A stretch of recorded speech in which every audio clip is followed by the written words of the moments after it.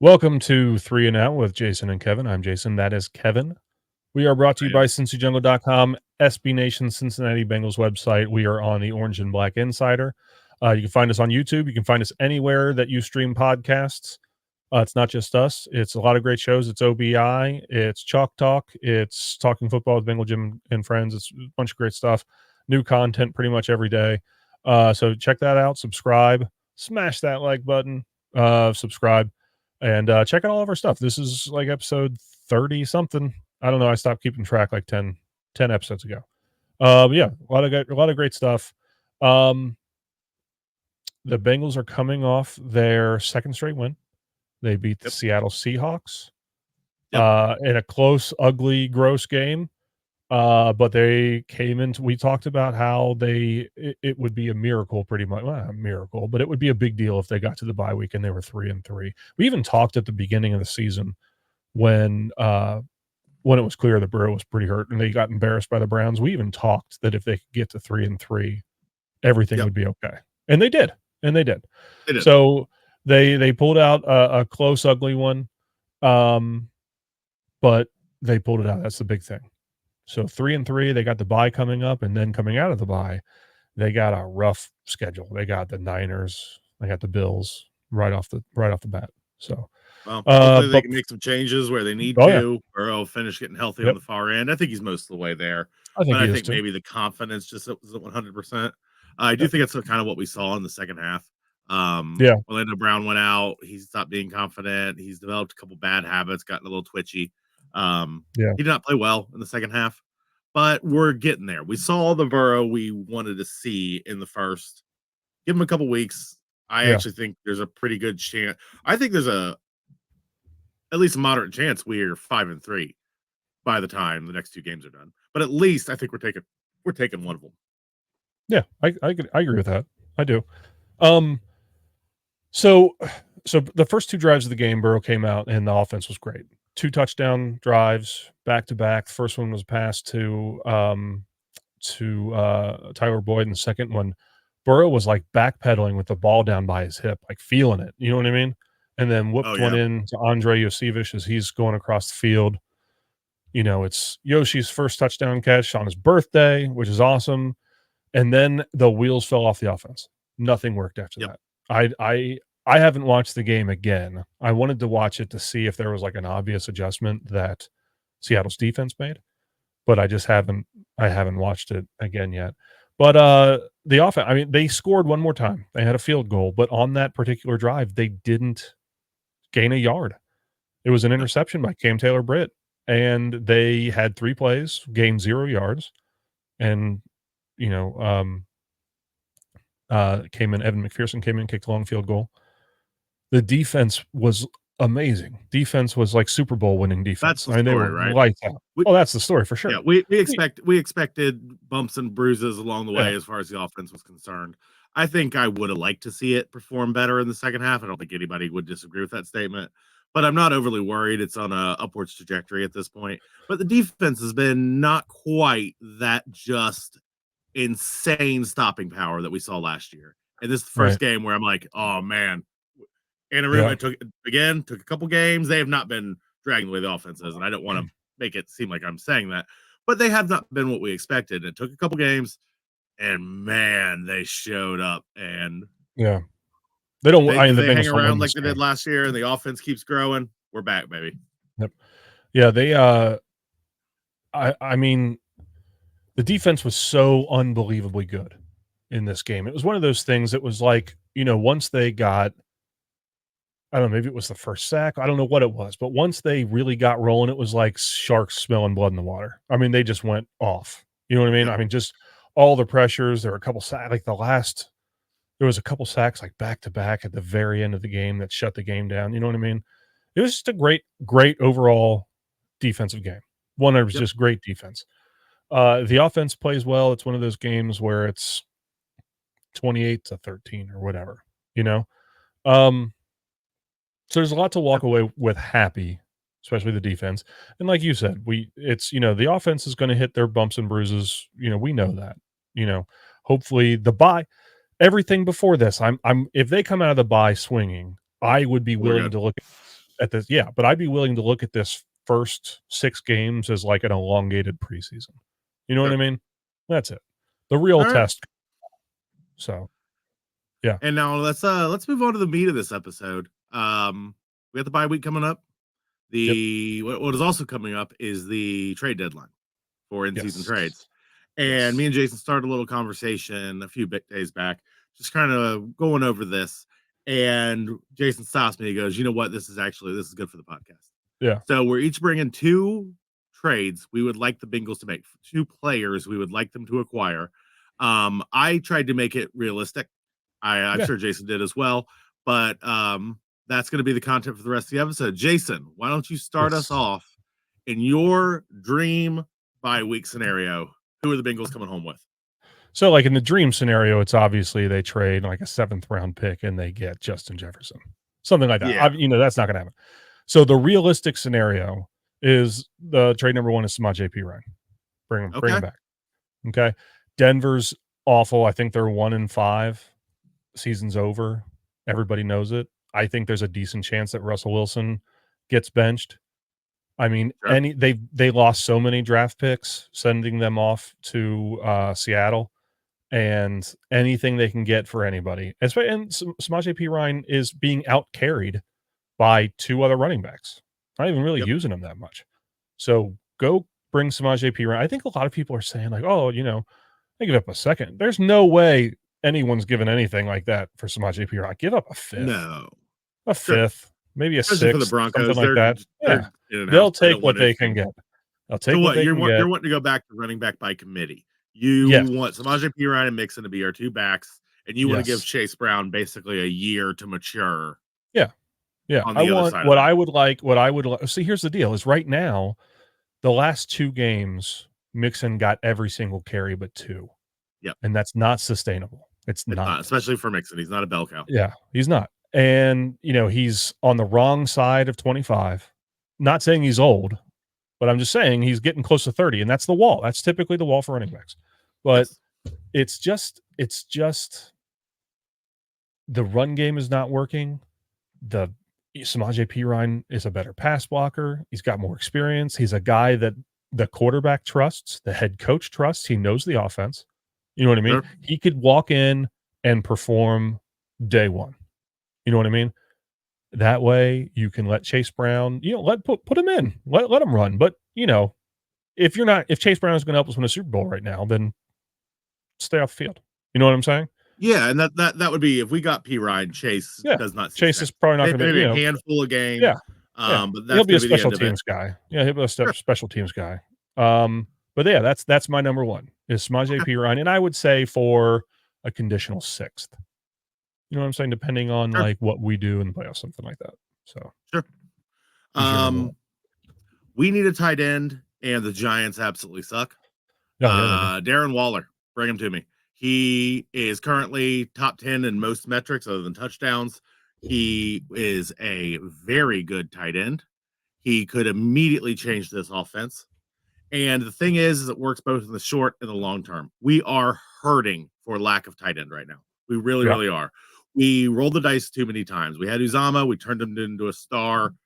We had Hayden Hurst. We turned him into a star. And I think the coaching got it in their head that like any tight end will flourish under Burrow. And it's just not true. I'm already ready to declare it. I hope I'm proven wrong, but Irv Smith is just not the guy. We need somebody. Darren Waller's currently on a 4-year contract.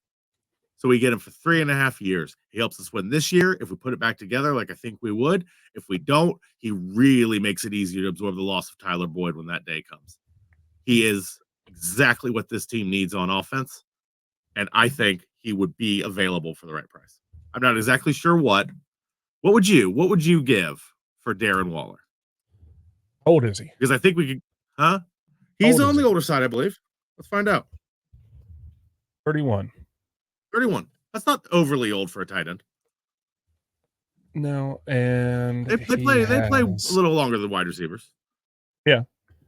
So he's 31 and he's under contract until the end of 2026. So until the 2027 season. Based on his cap hit's really big. It cap is. hit's We'd have to make some changes. We'd have to 14 renegotiate some million. numbers. We have to push it for a year or two, yes. But if Uh, we pushed it into the next year, we could easily eat the additional cap space we need yeah. with Tyler Boyd's contract. And then, so you're asking me what I would give up for Darren Waller? Yeah. Is that what you're asking? I think a third. Where I was at too. Yeah, I think a third. Yeah. I think a first is unreasonable, and a second is probably like bordering For an older tight unreasonable. end, I wouldn't do a second. But I But I think a think third for a yeah, good tight end for the next 4 years. You yeah, assume he's taking Boyd's spot, so he absorbs Boyd's cap the following yeah. year. He makes a change now, makes it easier to win the Super Bowl now, and makes the future easier for you as well. I Darren Waller. think, yeah, I think a third or like a package, like a 5-6, something Oh, like sure, that. an equivalent, yes. You know what I mean? Yeah. So, all right, we each got another one. Let's go to commercial and we'll come back and do this. Eastgate Smiles Dental Care is a warm and welcoming environment where expertise and customer service come together. As a local business, they love helping their fellow Cincinnatians manage their oral health and achieve a perfect smile. They pair the latest technology with years of experience to give you a smile worth showing off. They are dedicated to quality and convenience and can even perform dental crown procedures the same day in most cases. You like your smile, but they are here to help you love it. They personalize your care and match your needs. Call them today at 513-528-1150 to learn what they can do for your pearly whites. All right. So my trade number 2 is kind of along the same lines as yours. A little bit different thinking, and that's Kyle Pitts. They're going to want a lot for him. I know, but and here's the thing. I don't know what Atlanta's doing. I have no, and it's not like Desmond Ritter is the first. I don't think Atlanta knows what Atlanta's doing, buddy. It's not like Desmond Ritter's the first quarterback there to not really use Kyle Pitts. Like, I don't really understand what's happening, but he's an athletic freak, and like, I've watched film. He's open. He's getting open. Yeah. He just doesn't get the ball, and they're like, and they've transitioned to like they're a power run offense. You know what I mean? He's wasted there. And he wants, I'm sure he wants out. He wants to go someplace else. But okay, I'm sure they want to trade him, if I'm being honest. I'm sure they do too. Because But what they want is a first. Him for, they could, what they're using him for, they could have a much lesser tight end. Drew Sample. Yeah, you know what Give I mean? him Drew Sample. So get your picks back, at least somewhat back. Get your value, trade him, get you almost any good blocking tight end off the street, and you're good to go. Like for the way the Falcons are using him, it's almost a 1-for-1 trade. Like, so the thing is he's cheaper, he's younger. You have him for the rest of this year, and then you have a 5th-year option next year. You know what I mean? So you have him for 2 years. You could tag. There's a tag and stuff like that. But usually when these trades happen, they extend you. You know, they negotiate a contract away, and then they announce an extension. So that's the part I don't know. He doesn't have the numbers to really like accurately gauge what you're going to pay him. You know, because you really can't pay off. You can pay off potential, but like, if Joe Burrow didn't win a playoff game yet, they wouldn't have paid him what they paid him. You know, they paid him because he took us to the Super Bowl and the AFC Championship back-to-back years. That's probably true. And you're counting on him to do that again. You know, so like you can pay a little bit on potential, but you have to have results, and there are no results with Kyle Pitts, and that's not his fault. You know what I mean? No, I don't think so either. Well, I don't know how you pay him. It's probably like a 1 year. Hey, we're going to pay you this, and it's a prove it deal. You ball out like we know you can, you're going to be one of the richest tight ends in the NFL. You know what I mean? So I would not want to trade for Kyle Pitts if we did sign him to a 1-year deal. No. I'm saying extend him for 1 more year. So you have him this year, next year. So you'd have him for 3 years. Okay. The issue is the draft capital you're giving up. That's the issue because they're going to want a first. But I think it's worth it. And here's why. You would trade a first for Kyle Pitts. Yes. Okay. And here's why. Because he does replace Boyd. Okay. Yep. You have him for 3 years.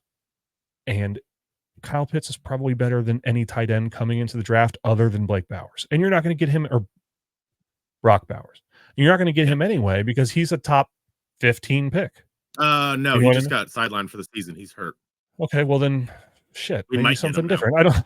I don't know, but I know what you're saying. I know what you're saying. Either way, I'm saying you cannot count on one tight end falling to you in the draft. I don't care. No, and we don't know who they're going to be. We know we have a pretty good idea of what Kyle Pitts could do. So I would be okay if the Bengals traded a first round pick for Kyle Pitts. Okay. I would. Would you? First is pricey, dude. I know it is. I'd trade a second.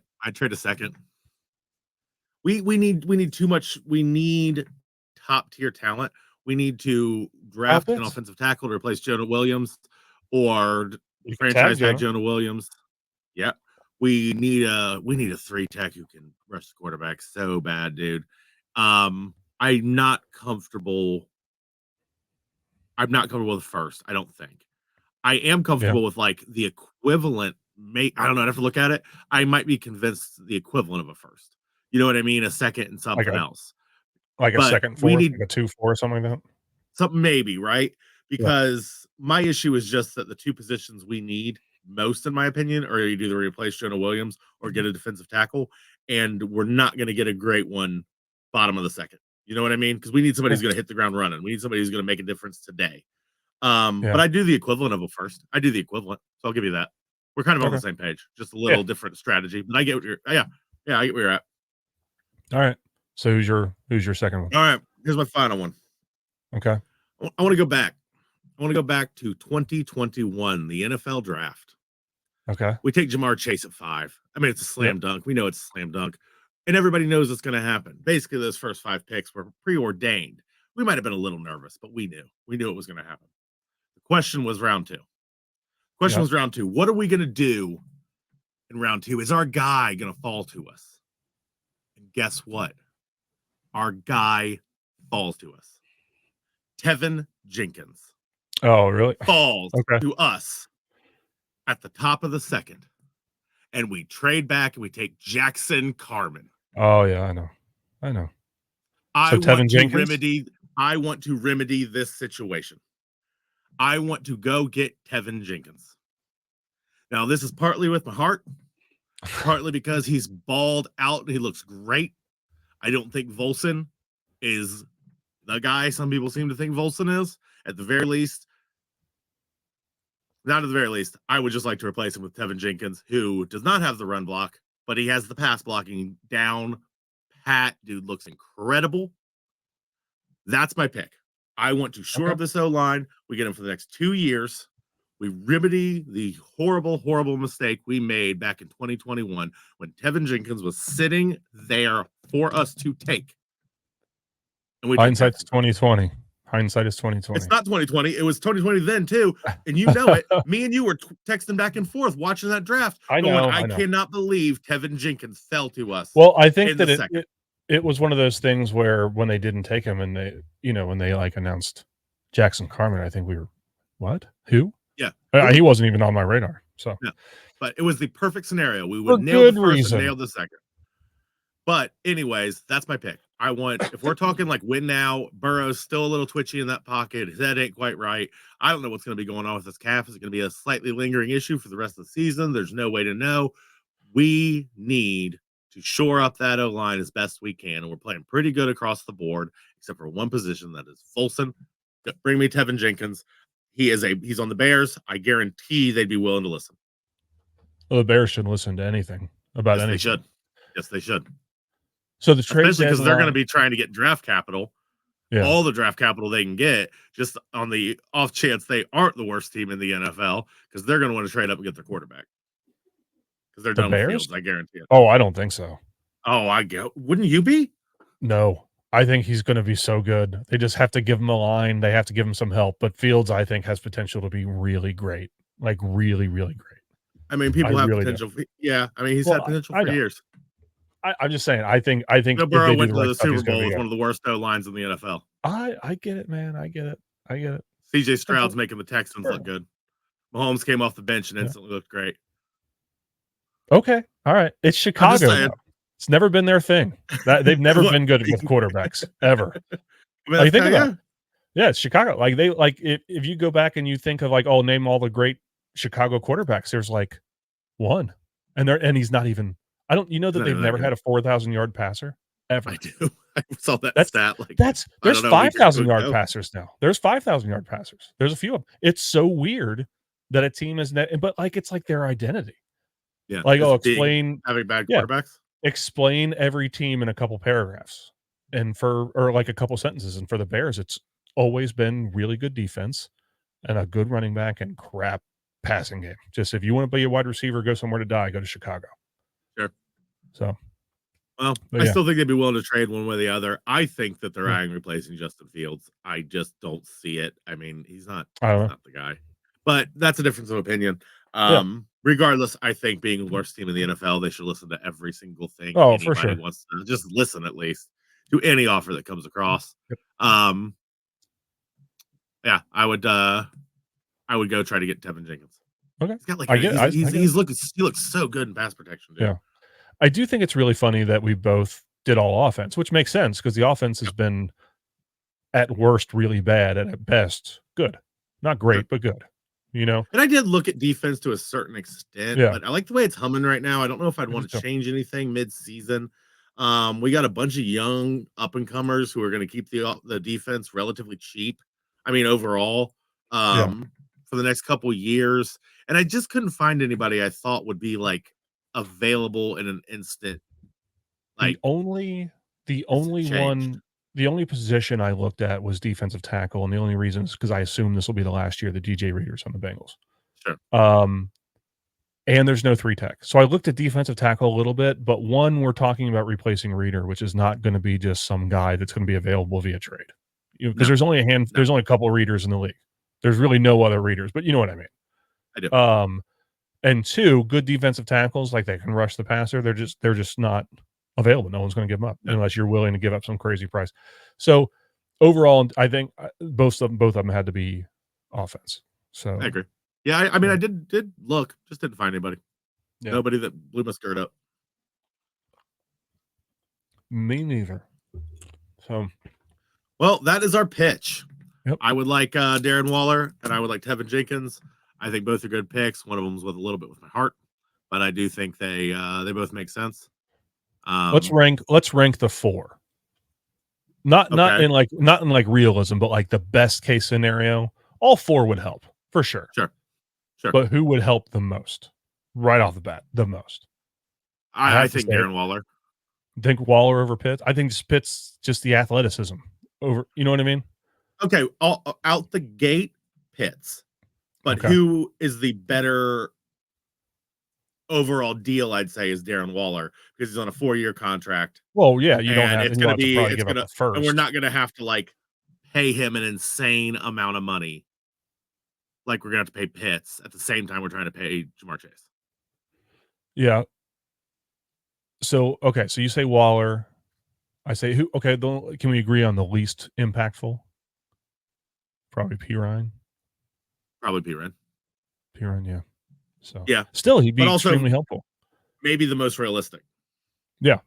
You know what I mean? Like if we're being honest. Yeah, they can't keep just hands and mixing the ball and him run into a wall for 2.5 yards and fall down. They just can't keep doing it. And they can't do it 25 times a game and then give Chase Brown 1 carry or Travion Williams 2, whatever. If they want to run the ball, this is what I want them to do. If they're not going to get a new running back, Chris Evans, Chase Brown, Travion Williams, Joe Mixon, they each get a minimum of 6 carries, and then you just feed the hot hand. That's it. Just whoever's good, feed it. And if it's different every week, then good. It's different. If Chase Brown starts to pick up and run, then just let him go with it. You know what I mean? Just feed the hot hand. That's it. I don't care how much Mixon's getting paid. I don't care just everybody needs to be playing from now on as far as the running backs are concerned. Well, I mean, game script allowing. If you're down by 30, obviously you can't do that. So, but yeah, I think that would be the good thing. So, well, they're going into the bye.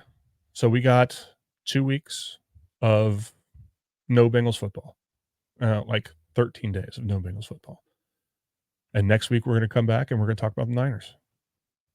Because that's who's coming up. 5-1. Well, 5-1 now. Just got beat by the Browns.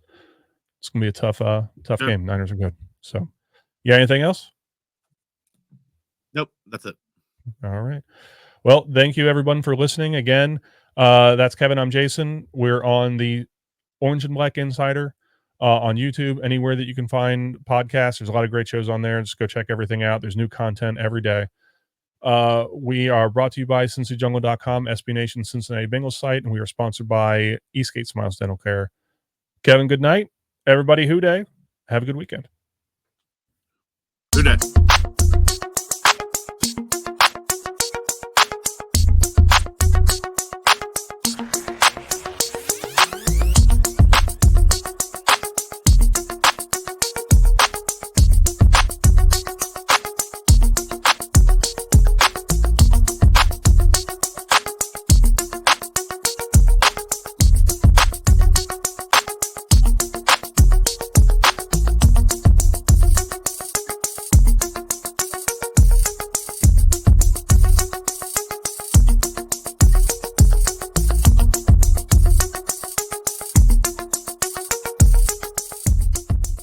That's great!